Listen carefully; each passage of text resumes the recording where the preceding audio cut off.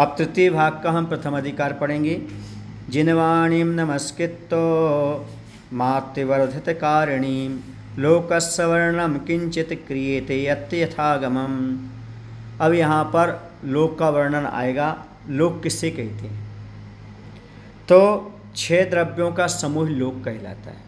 जहाँ पर 6 द्रव्य पाए जाते हैं उसका नाम लोक कहलाता है। अनंत आकाश के बीच जहाँ जीव, पुद्गल, धर्म, अधर्म, आकाश और काल, ये 6 द्रव्य एक क्षेत्र अवगाह रूप स्थिति को प्राप्त हैं, उसे लोक कहते हैं। और सरल परिभाषा में जहाँ पर 6 द्रव्य पाए जाए उसका नाम, या 6 द्रव्यों के समूह का नाम लोक है। ठीक है। आप कहाँ हैं? आप भी लोक में हैं। ठीक है। कौन से लोक में हैं आप? मध्य लोक में। लोक का आकार कैसा है? तो लोक का आकार दोनों पैर फैला करके, कमर पर दोनों हाथ दोनों ओर रखकर खड़े हुए पुरुष जैसा आकार होता है, वैसा ही लोक का आकार होता है। अधोलोक बेत्रासन है, मध्यलोक झालर के समान है और अधोलोक मृदंग के आकार का है। कोई व्यक्ति पैर फैला करके कमर पर हाथ रख करके खड़ा हुआ है। ठीक है ना। नीचे का अधोलोक हो जाएगा, यहाँ बीच का मध्यलोक और ऊपर का ऊर्ध्वलोक हो जाएगा। ठीक है ना। इस प्रकार से ये जो है ये लोक का ऐसा आकार बन जाता है। या फिर 2 गिलास रखो। कितने गिलास रखो? एक ऐसा रखो, एक ऐसा रखो। समझ गए? लेकिन ये सही बैठता है क्योंकि यहाँ ऊपर का जो पोर्शन है ना, जो पतला रहता है, और नीचे पैर फैला के रखो तो जो अधोलोक का फैला हुआ रहता है। ऐसा लोक का आकार होता है। अब इन तीनों का अलग अलग आकार, अधोलोक का बेत्रासन के समान, मध्यलोक का झालर के समान और ऊर्ध्वलोक का मृदंग के आकार का होता है। समझ गए? इस प्रकार से बताया है। झालर के समान क्योंकि उसका स्पेस ही कितना सा है लोक की रचना में, बस ऐसा। तो इस प्रकार से झालर के समान उसको बताया है। अब लोक का विस्तार, ऊंचाई और घनफल कितना है? लोक का विस्तार दक्षिण उत्तर दिशा में सर्वत्र 7 राजू फैला हुआ है, चौड़ा है। कितना है? लोक का विस्तार दक्षिण उत्तर दिशा में सर्वत्र 7 राजू चौड़ा है। पूर्व पश्चिम दिशा का विस्तार नीचे तो 7 राजू है। नीचे कितना है? 7 राजू। ऊपर क्रम से घटता हुआ मध्यम लोक में 1 राजू और क्रम से बढ़ता हुआ ब्रह्म लोक के पास 5 राजू। पश्चात क्रम से घटता हुआ अंत में 1 राजू प्रमाण बचता है। ठीक है। ऐसा हुआ, ऐसा हुआ, फिर ऐसा हुआ, फिर ऐसा हो गया। ठीक है। इस प्रकार से ये लोक का क्या हो गया? इस प्रकार से इसका प्रमाण हो गया। लोक की ऊंचाई अधोलोक से लेकर ऊपर तक 14 राजू है। लोक की कितनी है? 14 राजू उतंगनव। कितना है? तो अधोलोक से लेकर के ऊपर तक 14 राजू है। संपूर्ण लोक का घन फल 7 राजू का घन, अर्थात 7 × 7 × 7 बराबर कितना? 343 घन राजू हो जाएगा। कितना हो जाएगा? 343 घन राजू। ये पूरा हो जाएगा। समझ गए ना? संपूर्ण लोक का घनफल 7 राजू का घन है। ठीक है। तो 343 घन राजू हो जाएगा। ठीक है। अब अधोलोक का क्षेत्रफल और घनफल कितना है? किसका? अधोलोक का। मुख और भूमि को जोड़ करके आधा करना, मुख और भूमि इनको आधा करना और उसमें पदयोग अर्थात 7 राजू ऊंचाई का गुणा करने से क्षेत्रफल इसका प्राप्त होता है।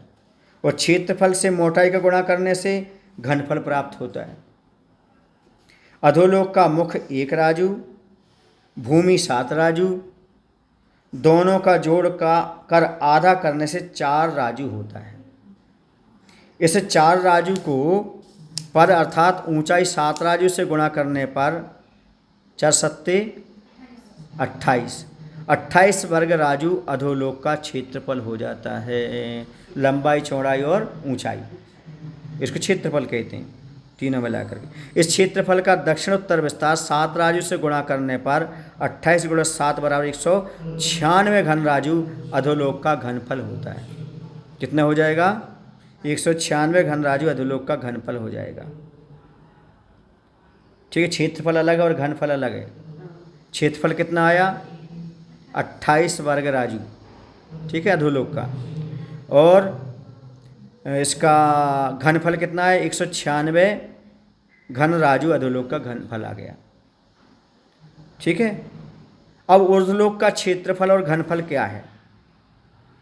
तो ऊर्ध्वलोक का अपन लें तो अर्ध ऊर्ध्वलोक मुख 1 राजू, भूमि 5 राजू, दोनों का जोड़ करके आधा करने से 3 राजू हो गया।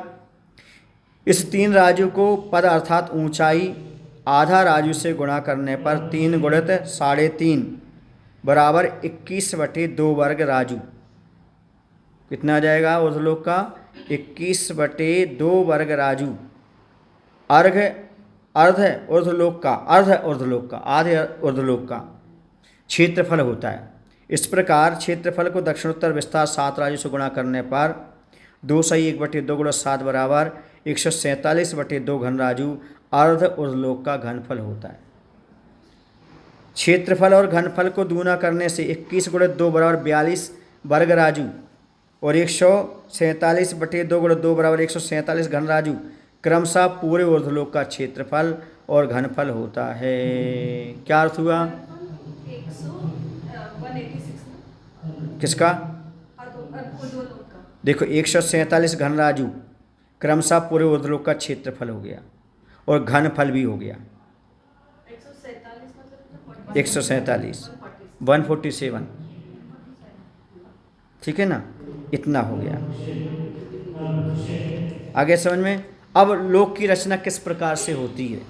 लोक की रचना किस प्रकार से होती है वो बता रहे हैं। अधोलोक, मध्यलोक और ऊर्ध्वलोक से भेद के लोक के कितने भेद हो जाते? 3 भेद हो जाते हैं। ठीक है ना, कौन से 3 भेद हैं? ठीक है, अब मेरु पर्वत के नीचे 7 राजू प्रमाण अधोलोक है। ठीक है, मेरु पर्वत के नीचे 7 राजू प्रमाण अधोलोक है। मेरु पर्वत के तल से लेकर 6 राजू में रत्न प्रभा, शर्करा प्रभा, बालुका प्रभा, पंक प्रभा, धूम प्रभा, तमा प्रभा और महातम प्रभा नाम की 7 पृथ्वियाँ हैं। ठीक है, जो नरक है ना, 7 पृथ्वियाँ। इसके नीचे 1 राजू प्रमाण स्थान भूमि रहित, पृथ्वी रहित तथा निगोद आदि 5 स्थावरों से युक्त है। उसका कहीं कहीं नाम कलकला पृथ्वी दिया है। क्या दिया? राजवाटिककार ने कलकला पृथ्वी नाम दिया है। तो 7वीं पृथ्वी के नीचे 1 राजू है, मात्र निगोदी रहते, कहीं कहीं ऐसा भी है ना, और कहीं ये 5 स्थावर भी रहते हैं। तो ऐसी गलत धारणा है कि अकेले निगोदी रहते वहाँ पर 5 स्थावर पाए जाते हैं। हाँ, वास्तव में बात यह है कि वहाँ भी 5 स्थावर नियम से हैं। समझ गए ना, धवला आदि ग्रंथों में लिखा है कि 5 स्थावर लोक में सर्वत्र हैं। तो वहाँ भी 5 स्थावर, कई लोग कहते हैं निगोदिया जीव अकेले हैं, कि नहीं, 5 स्थावर जीव हैं वहाँ पर। कहाँ? 7वीं पृथ्वी के नीचे जो पृथ्वी है, ऐसा कलकला पृथ्वी। मेरु पर्वत की ऊंचाई प्रमाण मध्यलोक है। मेरु पर्वत की ऊंचाई प्रमाण क्या है? मध्यलोक है। मेरु पर्वत 1000 योजन पृथ्वी के अंदर जड़ की गहराई है, 99,000 योजन बाहर है, अर्थात पृथ्वी पर है, और 40 योजन की चूलिका है। ऊर्ध्वलोक की ऊंचाई मध्यलोक की ऊंचाई से कम 7 राजू प्रमाण है और मेरु पर्वत की चूलिका से 1 बाल का अंतर देकर लोकांत तक अर्थात 7 राजू पर्यंत ऊर्ध्वलोक है। ऊर्ध्वलोक में 16 स्वर्ग, 9 ग्रीवक, 9 अनुदेश और 5 अनुत्तर एवं सिद्धलोक की रचना है। ये ऊर्ध्वलोक हो गया। क्या हो गया? ऊर्ध्वलोक। ऊर्ध्वलोक में कितनी चीज़ें हैं? 16 स्वर्ग, 9 ग्रीवक, 9 अनुदेश और 5 अनुत्तर विमान और सिद्धशिला। ये पूरा का पूरा किस में आता है? ऊर्ध्वलोक में आता है। क्या क्या चीज़ें आएंगी? 16 स्वर्ग, 9 ग्रीवक, 9 अनुदेश, 5 अनुत्तर विमान और सिद्धशिला, ये ऊर्ध्वलोक में आ जाता है। अब लोक का आकार कैसा है ते आगे पढ़ेंगे। बोलो महावीर भगवान की जय। आचार्य विद्यासागर जी महाराज की जय। बोधि समाधि परिणाम शुद्धि स्वात्मोपलब्धि शिव शौक सिद्धि चिंता